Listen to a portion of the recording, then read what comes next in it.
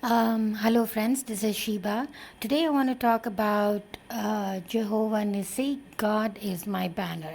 And I was wondering, what exactly, where was it said? Why God said, why did we have God's name as God is my banner? And today, I was reading like Exodus 17 in chapter 17, verses 15 to 14 to 16. It says, Then the Lord said to Moses, Write this on a scroll as something to be remembered, and make sure that Joshua hears it, because I will completely blot out the name of Amalekites from under the heavens. Moses built an altar and called it, The Lord is my banner. He said, Because hands were lifted up against the throne of the Lord will be at war against the Amalekites from generation to generation. So here we see that Lord is my banner, not because something was won there or something was determined to see that God's glory and goodness and righteousness. Yes, all that's a fact. But here the implication that God is my banner was actually done because was actually said and built an altar by Moses, because these Amalekites, when actually the story goes like from 17, because here they were on the land, they were on the way to Canaan, okay, the land where God told them to reside, and it was a land flowing with milk and honey. So Israelites on their way to Canaan, they camp at Rephidim, and here they grumble about water, in the 17th chapter. And God, as usual, they grumble about many things on their way, and then God restores them and then gives them whatever they need, like manna, water, food, and other things like clothing and all that. Of course, I mean, the clothing doesn't wear out, but as they keep, and everywhere that God witnesses to Moses that he is a mighty God, because there in Rephidim, when they complain about water, Moses calls that place, he brings out water and he calls that place Massa and Meribah, because the Israelites quarreled and because they tested the Lord, saying, Is the Lord amongst us or not? I mean, they have seen that Pharaoh was after them in many ways, and God attacked him. God destroyed him. And at the very own eyes, in front of their eyes, what happened was God destroyed the Pharaoh and his army in the waters. Like, they were drowned and they were dead, and in the morning they saw their dead bodies. Like, God put a wall between Israelites and Pharaoh at the crossing of the Red Sea. And when Pharaoh advanced and chased Israelites, there was a wall, and there was an angel that was actually was protecting them, guiding them. The angel comes back from the forefront to the back and then rescues Israelites. And while the angel is fighting the Pharaoh and his army, the wall comes in between them. So, God, and they saw that. They saw the waters parting, they saw the dry land in the midst of waters, they saw that, for something was stopping Pharaoh from like advancing into the waters. And then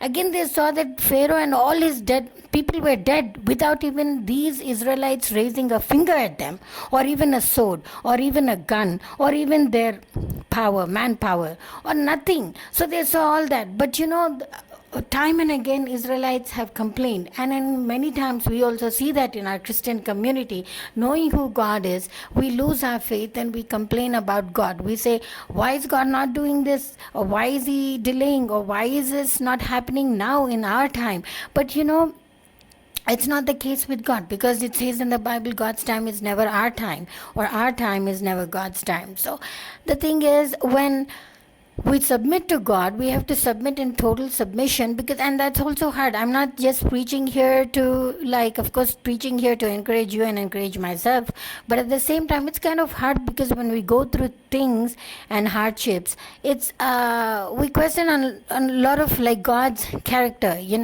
and his goodness. We question a lot of things, because that's, I think, man's nature. But what we have to learn, because we're giving the Holy Spirit and we have seen miracles, not just in the Bible, but in our lives, we have seen at some point, at least one person, we have seen miracles. I mean, we have seen miracles from time to time, and we know that God exists and God is there and He's protecting us. He's taking care of our needs. He's doing everything that we want Him to do. And above all, beyond and what we've asked Him also, He's done and is still doing it. So it's just that man's nature to grumble, and these Israelites can blame it on them, because we do the same thing now too. So in that time when Israelites actually saw the hand of God, yet they grumble.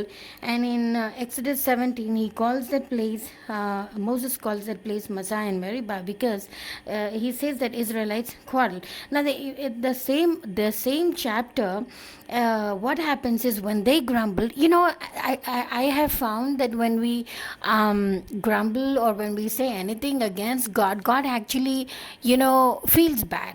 And then it's not that He wants to punish people when they grumble, but it's like a reprimand. It's like He wants to show. And He wants to correct them, and the way He corrects them is with ఒక సామెత ఉంది కదండి తెలుగులో, మనిషికి ఒక మాట కుక్కకు ఒక దెబ్బ అని. సో అంటే కుక్కలని కాదు, బట్ గాడ్ ఏమంటారంటే ఆయన He corrects people, like He corrects them in the very mild way, because having seen His miracles, when we grumble, and Israelites have grumbled at that time, He corrected them. What happened at Rephidim, when they were stationed at Rephidim on their way to Canaan, these Amalekites, they come against Israelites and they keep fighting them.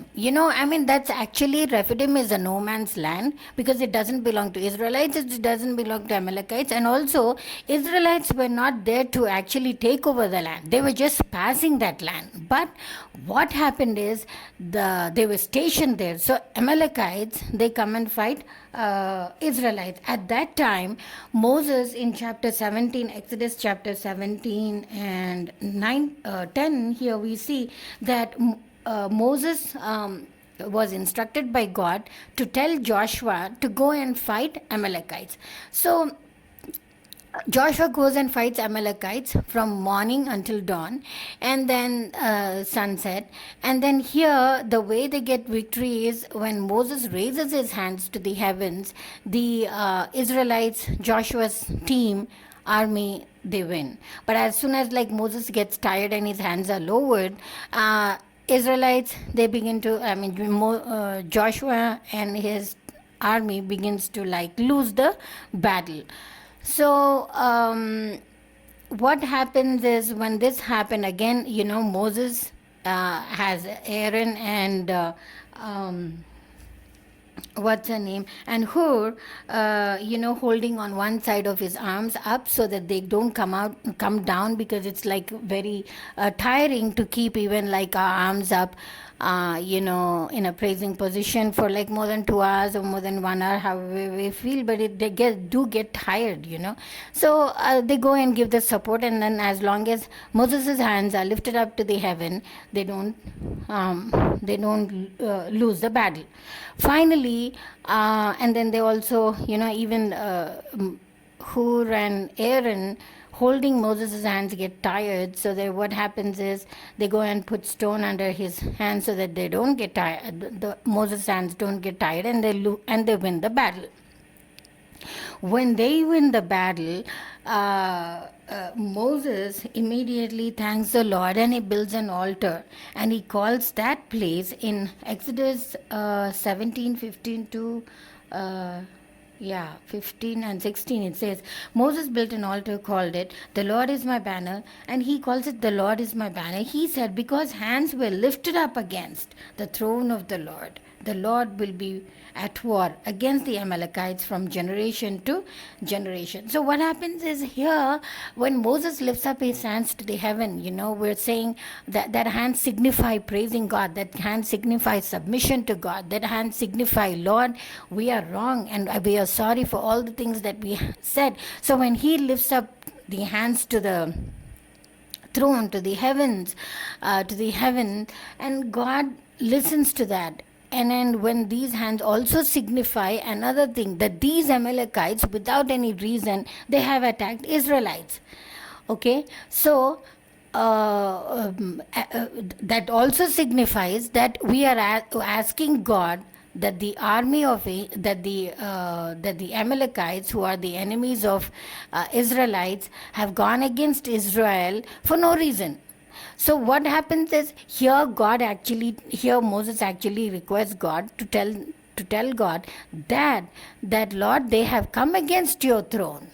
Okay, because why against God's throne? And God also feels that these Amalekites have come against his throne.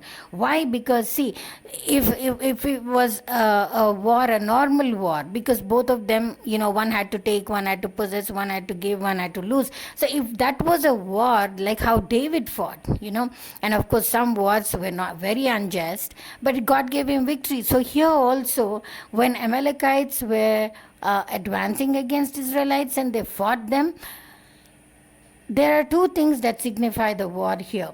One is, this is an unjust war, and the second thing is, they also went against God's throne. So so Moses, signifying Moses, when he put his hands up, it signified that the war happened for that their hands were lifted up for these two things. One is in submission of the Israelites who talked against God, and the second thing is, for no reason these people have come against them, advanced them, and have done war. So let your hand also be against the Amalekites, because who are Israelites? Israelites and all those who believe like us are God's children. So when we are looking to God for his hope, mercy, grace, and his protection, and then we lift up our hands to God in submission, for the things we have done wrong, for the things that he is going to do for us, God has definitely come down and listened to our plea, and he's going to give a victory. He's going to judge the enemies, and he's going to give us the victory. So this is what exactly has happened. And that day Moses calls that and that day Moses builds an altar and calls it, the Lord is my banner, which means Jehovah Nissi, God my banner.